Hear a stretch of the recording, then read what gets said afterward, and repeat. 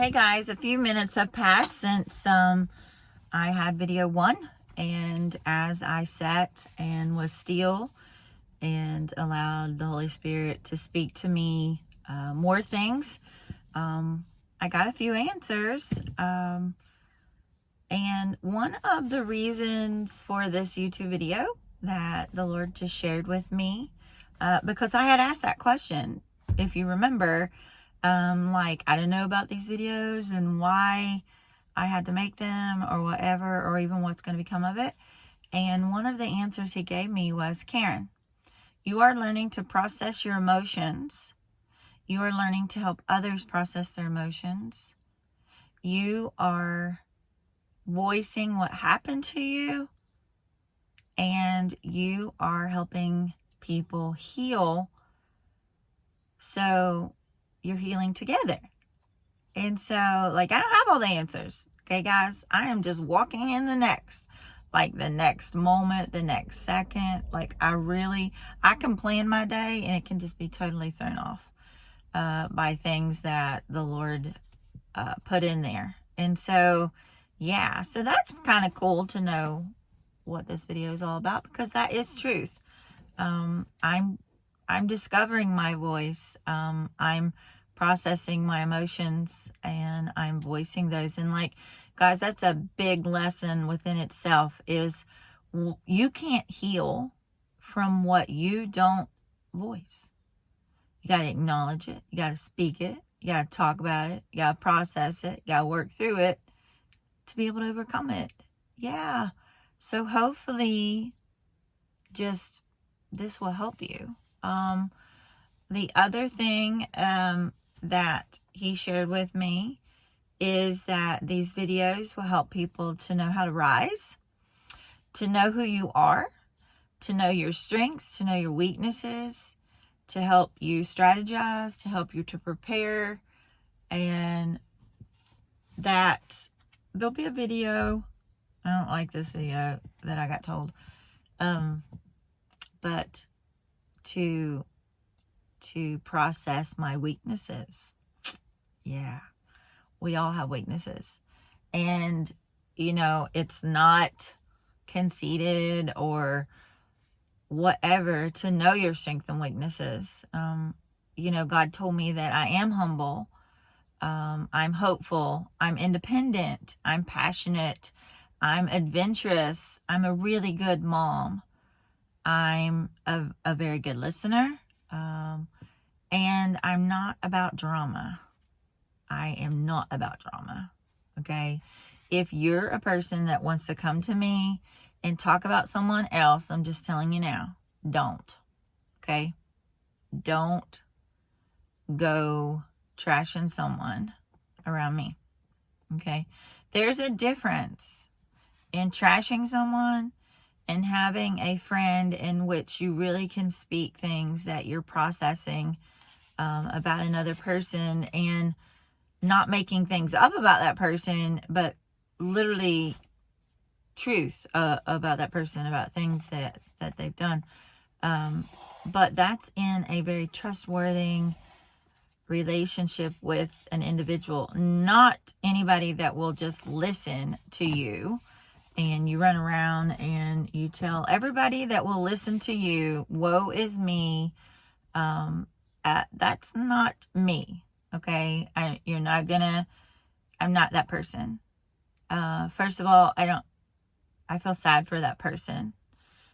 And if you're a person that does that, I feel sad for you. Your life is more than trying to make put others down to be able to elevate you. That is not okay. And I tell my kids all the time at school, bullying's real. Bullying happens with adults. Not everybody's for you guys, and that's really sad. But that's truth, and that's the fall of man. And some people just don't know how to heal properly. And so, yeah, so that's part of what the Lord shared with me about, Karen, you forgot, you left these things off. And I was to tell you that I don't have my crap together. I don't have it all together. Okay? I don't. I might be farther along than some. I wasn't always this person. So I don't want you to think, oh, wow. Because if you're watching, oh, wow, that's wise words. Or, I wish I was there. Guys, I don't know. It took a lot of pain. It took, you might want something and not realize what it took to get it. Okay. So there's hidden things in everything. So, and I'm speaking about, say, my business. I own a really nice art studio, in which I can thank my ex-husband for, because he really put a lot of hard work into it to make it exactly what I want it to be. And so I'm thankful and grateful for that. So, but the art studio comes with a lot of issues. It is an old building. There's always something wrong. The bills, the hidden cost is outrageous. I got the bills yesterday and I had to restructure what I was doing at the studio. And I just listened to a message about restructuring when things come at you and you're faced with, what am I going to do? I was faced with, how am I going to pay these bills? They're ginormous. They're unexpected. They're not what I thought. God had given me a vision to start the training center. And when I did that, that meant I no longer got rent for that space. I also have to carry the utilities of the building when I took on that space. And that's not including taxes and insurances, gas, water, like all the other stuff that keeps everything running. And guys, I just know the Lord's going to provide. Because he gave that to me. He gave me the vision. And so I had to do what I had to do. I took a job. I took a second job. The Lord provided me one that I didn't even ask for. I got asked, do you want to work? I was going to volunteer. I didn't know why I was getting a second job, but now I know living life backwards is that God was making provisions to allow me to be able to keep the education training center because he gave me a means of support to provide for it. Now I'm working a second job. Do I want to do that? Probably not so much, but yeah, I do. Because last year I took a mission trip to Colombia and God did a mighty thing.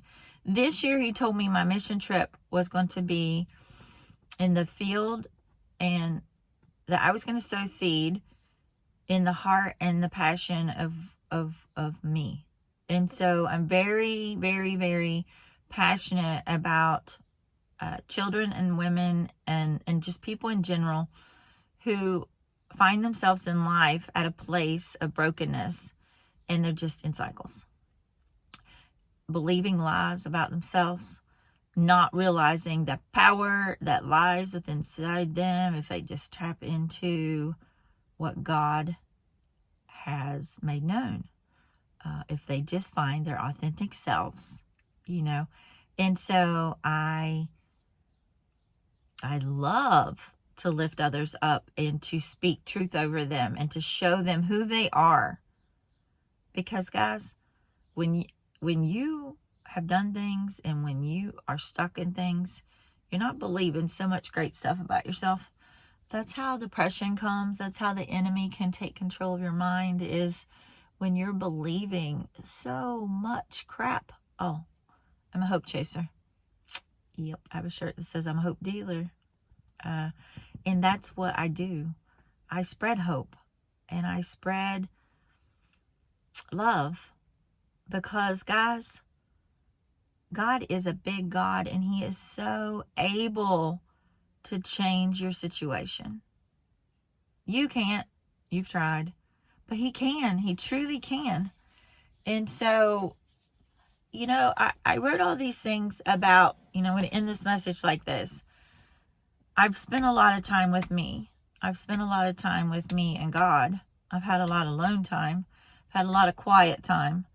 My life in the past was so busy that I couldn't know or hear anything. It was just going from one thing to the other, being overwhelmed, being a workaholic, just being an Uber driver, being, volunteering for this, stepping up to do this, do this, do this, do this. I just was a dog chasing my tail. God stopped my life in multiple ways. He put things in it that caused me to wake up, to smell some roses, to evaluate, to listen to him. And the one thing that he knows about me now is that Karen is obedient and she is trustworthy. I can tell Karen to do anything and she will. He's got me to that place. And where much is given, much is required. But he's got to be able to trust you. He's got to be able to trust that you will do what he says, despite any obstacles, despite the voices, anything, But I had to come through a lot of transitions. I was actually in the fire.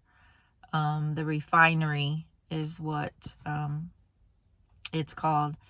And I've been on that wheel, that potter's wheel, and he's been making me and shaping me. And I'm an artist, so pottery is really cool.